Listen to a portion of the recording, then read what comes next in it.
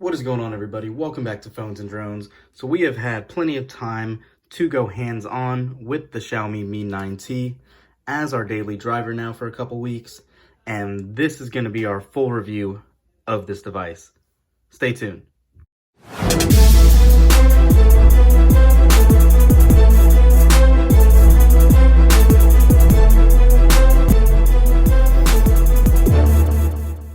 Alright everybody, here we go. So for those of you that have been following the channel and have seen my initial hands-on impression with this device, I was blown away initially. This phone was not only great via build quality, but also via performance. For having the new Snapdragon 730, kind of a mid-range chipset, not the most up-to-date Snapdragon high-end processor, the 855, this device has blown away my expectations.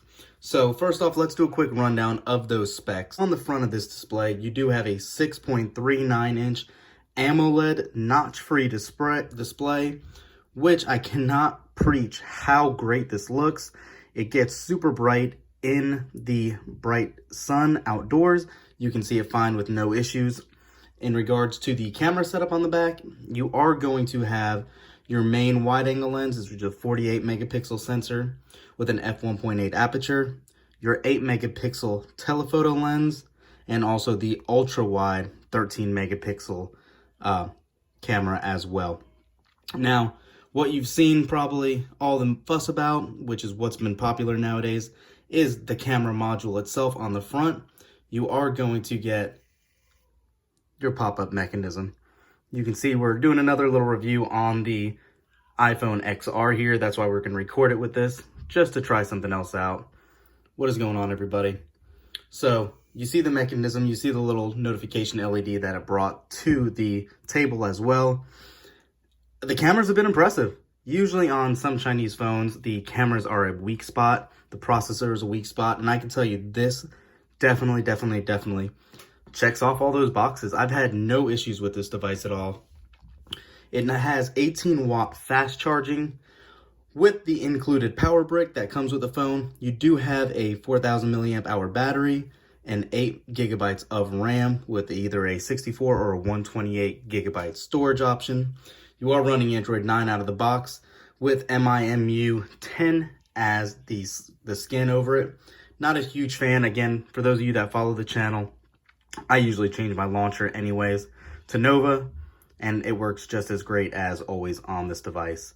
Pretty clean looking. I like the accented power button. You have that little red accent. Your volume rocker on the right hand side. Nothing on the left. You are going to have your headphone jack. You do have your pop-up camera right there with the notification LED on the top left as well.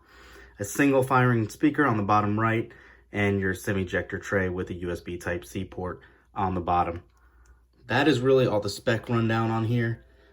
It is a looker as it is. I've had quite a few people ask me what device this is, just because it's not typical in the States where I am located. They love it. It does have an FM radio built in as well. The little glass and metal sandwich that this is built off of is typical nowadays, but it is great. Feels great in hand. This fingerprint sensor I talked about in our review as well is probably one of the best I've used. I'll show you guys again just how well it works.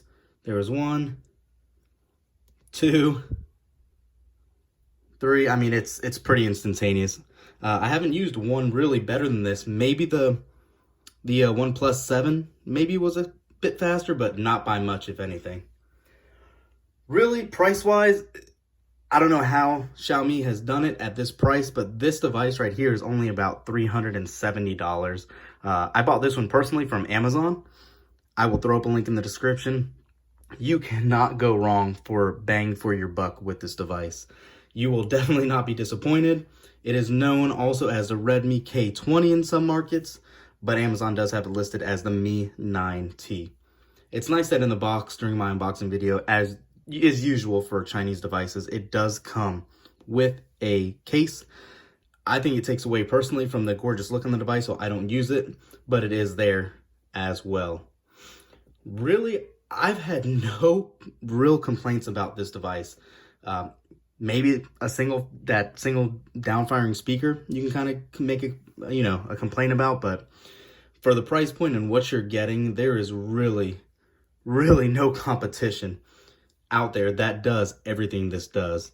I love it, guys. I really highly recommend it. We're now midway through 2019, and I have not found a better mid-range phone. Samsung's coming out with a whole bunch of new A-series devices to compete, sort of in that same segment.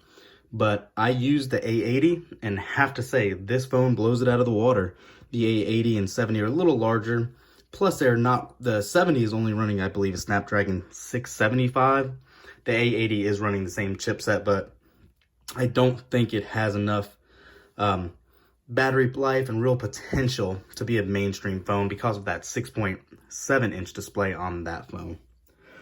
That is it, guys. I hope I touched on everything you really needed to know and had questions about.